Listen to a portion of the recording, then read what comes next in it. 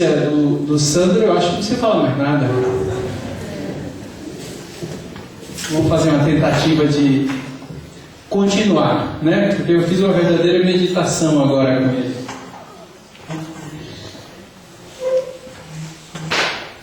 Em 1980 eu estudava na Escola Militar de Agulhas Negras, aqui em Resende, e estava meio desanimado com a vida cristã, que eu já participava de grupo jovem há muitos anos, mas parecia que o Evangelho era só uma coisa do passado.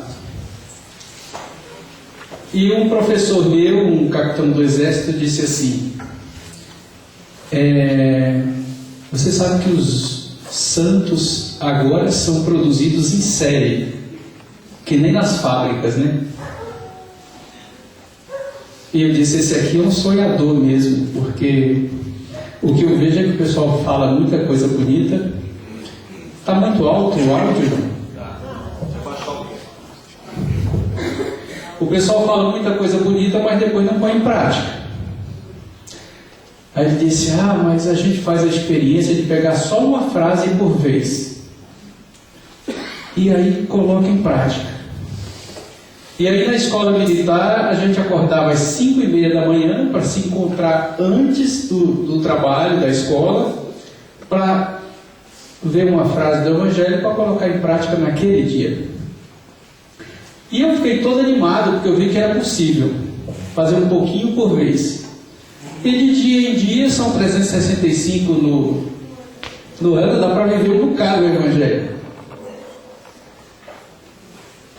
Então, um pouquinho, a gente vai ouvir de novo alguns pontos da história do ideal, porque a gente quer ouvir como é que a palavra começou a fazer parte da nossa vida. E eu queria assim, pedir junto com vocês a graça do Espírito Santo para que cada um entenda aquilo que tem que entender. Porque o Espírito Santo é pessoal para cada um. Cada um está no momento da vida, cada um tem uma necessidade, e Deus ensina, né, que a primeira experiência dela foi essa, que o professor dela foi Jesus no meio. Então, devagarinho a gente quer ir aprendendo o que é que significa a palavra. Uma vez eu estava no Mato Grosso do Sul, não sei dizer que vivi na palavra um dia depois do outro, vivi uma aventura, já rodei metade do mundo, né? Eu sou focolarino, e um dia eu estava no Mato Grosso do Sul, eles têm umas máquinas grandes de colher trigo. Vocês conhecem? Eles chamam colheitadeira. Por aqui deve ter alguma coisa, tem muita plantação, né? Mas a Divida Montanha não tem, lá é tudo plano. Então a máquina imensa que tem uns garfos na frente, que vai colher no trigo, vai bater no trigo e ele vai caindo dentro da máquina. Aí um cara, eu contei uma história para eles para explicar a palavra. O cara comprou uma máquina daquelas, que é feita para trabalhar no plano, colhendo os grãozinhos desse tamanho, não é? E levou para a plantação de banana que ele tinha.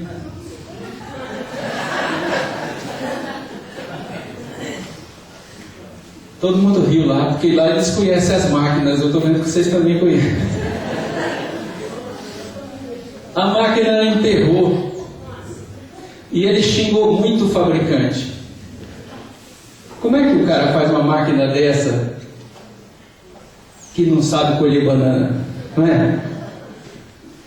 O problema é que a gente também às vezes não olha para o manual do fabricante, porque o manual diz lá como é que usa a máquina, e ali dizia que era para colher trigo, e ele foi colher banana, e botou a culpa no fabricante. A gente às vezes na vida a gente põe a culpa no fabricante. Por que minha vida deu errado? Por que está tudo ruim? Por que as coisas não vão para frente? Mas às vezes eu estou usando a máquina do jeito errado, não é? Então, fazendo uma comparação muito pobre, porque a palavra de Deus é muito mais do que isso, Deus na Trindade, o Pai, o Filho e o Espírito Santo tiveram um sonho. É tão boa a nossa vida de amor recíproco que a gente gostaria que ela transbordasse né? O Ismael falou ontem de inundação, transborda. Eu gostaria que ela transbordasse nessa humanidade, que todo mundo vivesse como a gente. Então a gente foi fabricado para viver a imagem e semelhança de Deus, né? Se a gente não aprender isso, nós não vamos ser plenamente realizados. Então, quando alguém diz que o Evangelho não me deixa fazer isso, não me deixa fazer aquilo, não me deixa fazer aquilo outro, eu digo que a leitura está errada.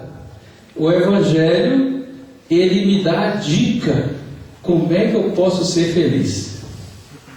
E não é comprando um celular novo, porque vai ter um mais novo daqui a pouco, e a gente vai estar sempre, eu não consigo, né? Uma vez uma pessoa me procurou e disse: eu tenho o melhor carro da minha cidade, mas eu não aguento mais, porque sempre alguém compra um melhor, e depois eu tenho que me matar, me endividar. Eu digo, talvez não seja o melhor carro da cidade que vai fazer você feliz. Outra vez o diretor de uma grande fábrica chegou para mim e disse: eu sou o melhor. Eu apelidei ele de The Best. Se entrar um cara na fábrica amanhã querendo me derrubar, eu tiro ele em 3 dias. Ele era bom mesmo. E eu já fiquei com raiva de ouvir aquela história e disse: e o que você... para que você está me dizendo isso? Ele disse: eu não aguento mais viver assim. Talvez você não possa continuar sendo o melhor. Talvez ser o melhor não é o que traz felicidade. Então, vamos mergulhar nessa história de Kiara. Junto com ela, algumas coisas a gente conhece. Eu já ouço essa história há 32 anos.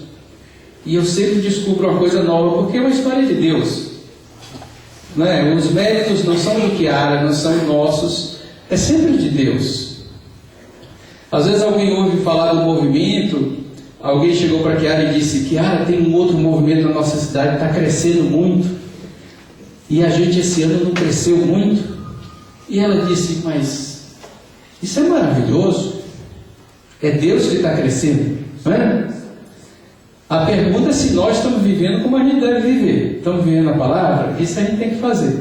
Então o movimento sempre foi um coração aberto para todas as pessoas. A gente não compete com ninguém, porque é a igreja que cresce, né?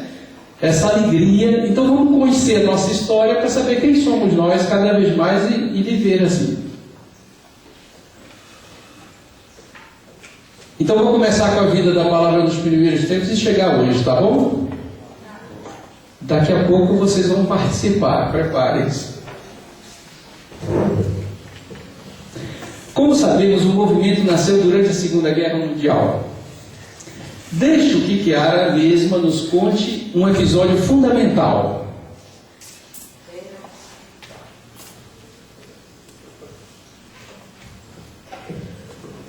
Era o dia 7 de dezembro de 1943 e na capela um sacerdote me esperava.